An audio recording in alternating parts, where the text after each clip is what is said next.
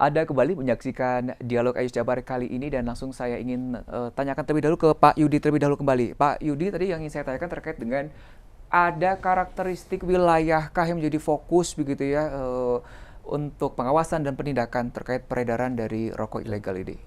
Hasil pemantauan di lapangan tuh rokok ilegal tuh banyak beredar di wilayah-wilayah dengan geografis yang tinggi ya. Ya, istilah yang tinggi ya, di gunung-gunung atau di perbukitan itu dan dengan konsumsi rokok yang tinggi. Misalnya daerah dingin ya, orang lebih merokok ini ya kayaknya di situ lebih nikmat kayaknya ya.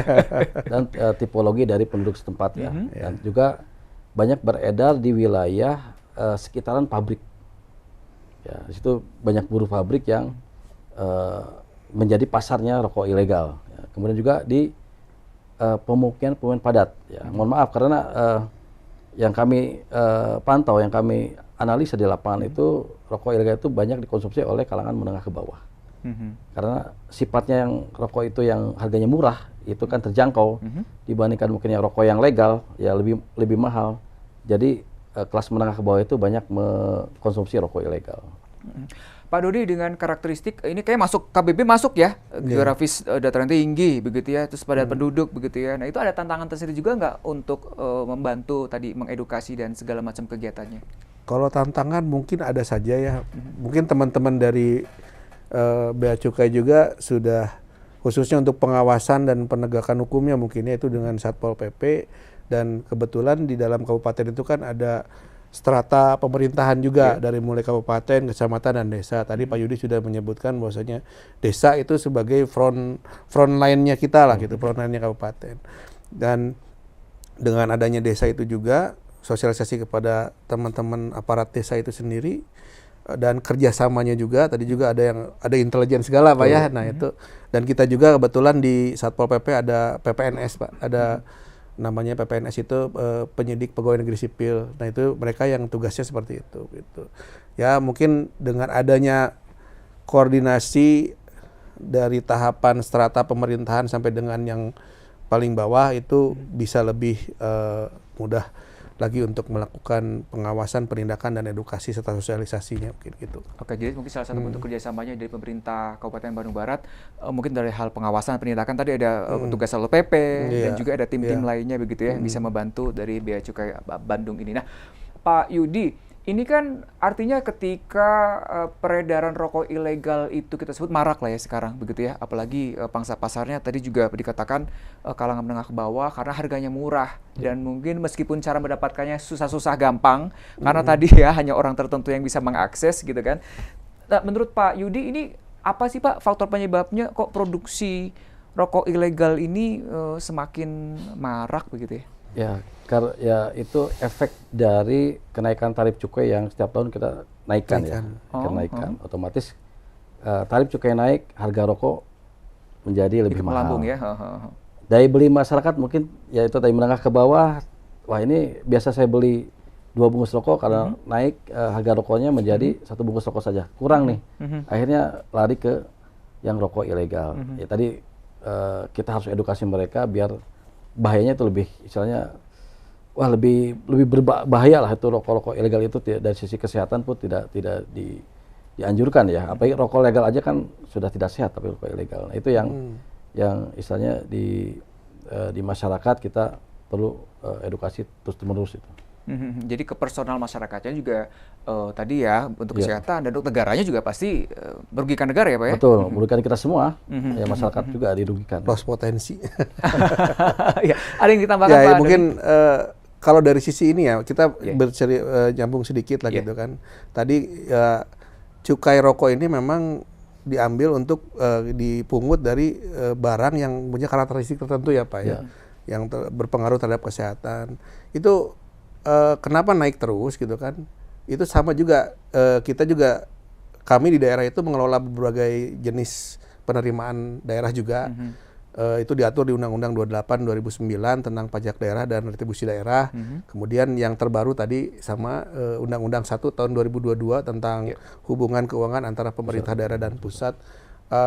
Seperti ini Kang, contohnya kalau yang dikelola oleh kami itu, ternyata retribusi parkir itu bukan hanya melulu soal penerimaannya saja, tapi itu terkait juga dengan upaya rekayasa lalu lintas. Jadi dengan adanya orang parkir itu kan rekayasa di bahu jalan itu kan si jalan traffic itu kan jadi macet ya Pak ya. Jadi dikenakan retribusi. Mungkin cukai juga karena rokok itu berdampak negatif dan harus ada campur tangan negara ketika ada dampak dari rokok itu sendiri, makanya diadakan cukai rokok itu. Dan jumlahnya semakin meningkat dan tarifnya juga disesuaikan ya Pak ya. Jadi mungkin untuk segmen-segmen masyarakat tertentu ketika penghasilannya dia menengah ke bawah tadi lebih memilih mungkin ke rokok yang tidak tanpa cukai, yang ilegal. Gitu. Dan sebenarnya mungkin masyarakat juga selain tadi dari ciri-ciri yang dikatakan Pak Yudi tadi di awal disebutkan beberapa ciri-ciri atau karakteristik rokok ilegal, sebenarnya sudah ketahuan ya kalau rokok legal maksudnya kan tadi sudah disebutkan rokok ilegal seperti apa. Kalau rokok legal kan pasti mudah didapat ya di warung banyak dan segala macam gitu ya. Mungkin masyarakat sudah bisa membedakan dari cara mendapatkannya sebenarnya ya. Betul ya, kalau dari cirinya udah kita jelaskan. Jadi rokok ilegal yang beredar di masyarakat ini 95% itu adalah rokok polos tanpa pita cukai. Jadi masyarakat itu bisa dengan mudah membedakannya. Kalaupun misalnya ada di warung-warung ada yang menjual rokok ilegal, masyarakat bisa membedakan ini mana yang rokok legal, mana rokok ilegal karena tidak ada pita cukainya gitu. Karena peredaran untuk pita cukai palsu atau pita cukai bekas itu memang sedikit, hanya 1% gitu. Jadi yang beredar di masyarakat itu yang banyak itu adalah rokok ilegal yang polos tanpa pita cukai. Pak, terkait langkah pencegahannya mungkin kita akan lebih mengarah ke sana sekarang ya. Apa sih langkah pencegahan yang sudah dilakukan? Selain pengawasan juga sebenarnya itu langkah pencegahan begitu ya. Tapi mungkin ada kerjasama dengan pihak lain mungkin? Ya. Jadi kalau untuk pencegahan kita tahun depan ini regulasi kita PMK tentang pemaparan DBH-CHT ini sudah ada yang terbaru ya tadi yang PMK 72 tahun 2024.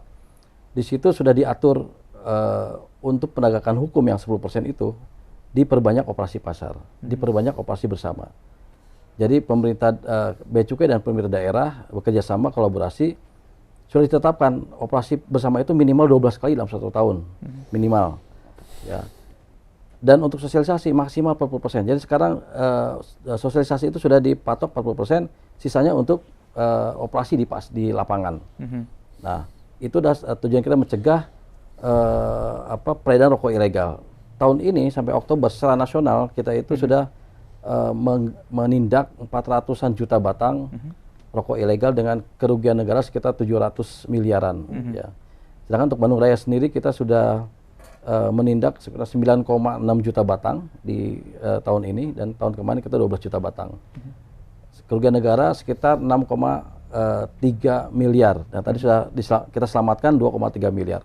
Nah, pencegahan itu ada dari sisi regulasi, akhirnya berimbas kepada nanti ke kita praktek di lapangan ya untuk pencegahan melalui sosialisasi dan melalui operasi pasar bersama dan tentunya kita juga bekerja sama dengan APH-APH lain ya, teman-teman di APH lain dari kepolisian, dari TNI gitu kan. Kita juga bekerja sama dengan APH-APH lain, kejaksaan juga kita melakukan barang-barang kita melakukan edukasi, barang-barang juga kita melakukan operasi bersama di lapangan gitu. Dan ini harus juga digarisbawahi dan harus dimengerti juga oleh masyarakat. Ternyata setelah ada penindakan gitu ya, tadi disita dan itu juga dimusnahkan gitu ya Pak, kalau nggak salah ya? Betul. Jadi setiap rokok ilegal itu beda dengan misalnya kita menyita barang yang bukan ilegal ya, atau barang legal, tapi barangnya tidak dilarang. Itu kan bisa dilelang sama negara. Ya. Tapi kalau barang rokok ilegal ini kita dimusnahkan ya. Tahun depan 2025 kita sudah rencanakan dengan Kabupaten Bandung Barat akan melakukan pemusnahan hasil dari tegahan-tegahan atau penindakan di tahun 2024. Ya. Kalau untuk pemerintah kabupaten kota lain sudah rutin tiap tahun. Terakhir di Kabupaten Bandung kita memusnahkan 4 juta batang rokok dan di Kabupaten Sumedang itu 9 juta batang rokok kita musnahkan. Oke, kita harus jeda terlebih dahulu. Nanti ingin saya tanyakan di segmen selanjutnya adalah tadi kan untuk penindakan mungkin masyarakat akan lebih aware-nya atau sadar dan tahunya ini paling penindakan cuma ke mereka-mereka yang bertransaksi saja. Nah, adakah